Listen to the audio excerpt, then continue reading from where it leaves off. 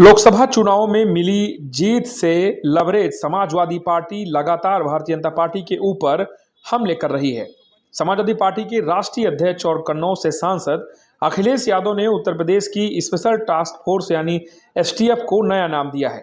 अखिलेश के इस बयान से सियासी हलचल मचना तय माना जा रहा है।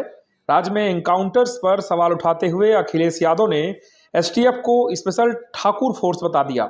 उन्होंने कहा कि कुछ जातियों और धर्म को निशाना बनाने के लिए एनकाउंटर का इस्तेमाल किया जा रहा है। उन्होंने एक निजी चैनल को साक्षात्कार में बताया कि उत्तर प्रदेश के पूर्व मुख्यमंत्री अखिलेश यादव ने कहा है कि विकास दुबे और अन्य जो एनकाउंटर्स हुए हैं वह संदेहास्पद हैं। उन्होंने सवाल उठाते हुए कहा है कि जब अपराधियों और दोषियों को सजा देने के लिए न्यायपालिका है तो एसटीएफ गैरकानूनी ढंग से लोगों को क्यों मार रही है। विकास दुबे को साल 2020 में एनकाउंटर में एसटीएफ ने मार गिराया था। साल 2017 में योगी आदित्यनाथ के मुख्यमंत्री बनने के बाद से एनकाउंटर और बुलडोजर का जोर चल रहा है। दोनों पर ही अखिलेश यादव ने सवाल उठाए हैं। अब अगर हम बात करें एसटीएफ की तो हमें नजर डालना होगा कि आखिर एसटीएफ का गठन कब हुआ था और क्यों एसटीएफ की जो बातें आ रही हैं कि स्पेशल टास्क फोर्स की जगह में विपक्षी इसे स्पेशल ठाकुर फोर्स कह रहे हैं। उत्तर प्रदेश के वरिष्ठ पत्रकार अभिषेक उपाध्याय लिखते हैं कि समाजवादी पार्टी सुप्रीमो अखिलेश यादव ने बहुत बड़ी बात कह दी है। उन्होंने एसटीएफ को स्पेशल ठाकुर फोर्स कहा है। अब एसटीएफ को सार्वजनिक तौर पर यह बताना चाहिए कि एसटीएफ के भीतर एक जाति विशेष के कितने अधिकारी हैं। एसटीएफ ने अब तक जितने भी एनकाउंटर किए हैं उसमें एक जाति विशेष के कितने अपराधियों को सिर्फ पैर में गोली लगी है और फिर उन्हें फिल्मी अंदाज में आत्मसमर्पण कर दिया गया या फिर बिना किसी विघ्न बाधा के गिरफ्तार कर लिया गया। एसटीएफ को यह भी बताना चाहिए कि एक जाति विशेष के कितने गंभीर आपराधिक कार्रवाई के दायरे से बाहर हैं।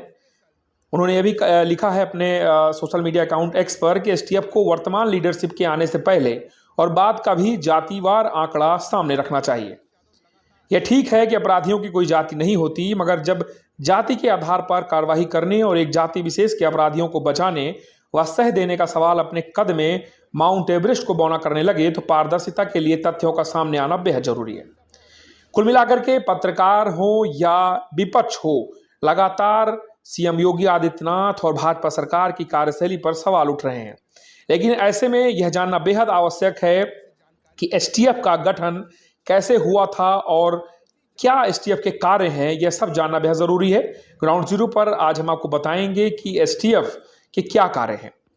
Special task force STF police विभाग की एक बेहद खास यूनिट होती है। उत्तर प्रदेश के पुलिस विभाग में एसटीएफ यूनिट का गठन विशेष कार्यों को पूरा करने के लिए किया गया था। यूपी के एसटीएफ का गठन 4 मई 1998 को लखनऊ में किया गया था। कहा जाता है कि यूपी में स्पेशल टास्क फोर्स का गठन करने का विचार कुख्यात माफिया श्री प्रकाश शुक्ला पर शिकंजा कसने के लिए किया गया था। दरअसल माफिया श्री प्रकाश शुक्ला यूपी में पुलिस के लिए सिरदर्द बन चुका था। उन दिनों श्री प्रकाश शुक्ला अपराध की दुनिया में बड़ा नाम था। इसका अंदाजा इस बात से लगाया जा सकता है कि उसने एक बार उत्तर प्रदेश के पूर्व मुख्यमंत्री कल्याण सिंह की हत्या की सुपारी भी ले ली थी। एसटीएफ का नेतृत्व अतिरिक्त महानिदेशक रैंक का अधिकारी करता है। इसकी सहायता के लिए एक पुलिस महानिरीक्षक होता है। एसटीएफ कई टीमों के रूप में काम करती है। प्रत्येक टीम का नेतृत्व डिप्टी एसपी के अतिरिक्त एसपी भी करते हैं। सामान्यतः एसटीएफ के द्वारा संचालित सभी कार्यों के प्रभारी एडिशनल एसपी होते हैं। एसटीएफ को राज्य के अंदर मौजूद सभी स्थानों पर कार्रवाई करने के लिए अधिकार प्राप्त होते हैं। इसके साथ इसकी टीमें राज्य के बाहर भी कार्रवाई कर सकती है, बशर्ते इसके लिए उसे उक्त राज्य की पुलिस की सहायता लेनी होती है। यूपी एसटीएफ अपने उद्देश्यों को हासिल करने के लिए ह्यूमन इंटेलिजेंस, तकनीकी और रणनीति तैयार करके काम करती है। यूपी एसटीएफ को वीरता के लिए भारत के राष्ट्रपति से अब तक 81 पुलिस पदक और विशिष्ट वीरता के कामों के लिए 60 अधिकारियों को आउट ऑफ टर्न पदोन्नति दी गई है। उत्तर प्रदेश पुलिस की आधिकारिक वेबसाइट से मिली जानकारी के मुताबिक इस टास्क फोर्स का गठन 5 खास उद्देश्यों के लिए किया गया था। क्या हैं ये 5 मुख्य कार्य, आपको बताते हैं। पहला कार्य है कि माफिया गिरोहों के बारे में खुफिया जानकारी इकट्ठा कर ऐसे गिरोहों के खिलाफ कार्रवाई की जाए। विघटनकारी तत्वों, विशेष रूप से आईएसआई एजेंटों के खिलाफ योजना तैयार कर उसका क्रियान्वयन करना। जिला पुलिस के समन्वय से सूचीबद्ध गिरोहों के खिलाफ कार्रवाई करना।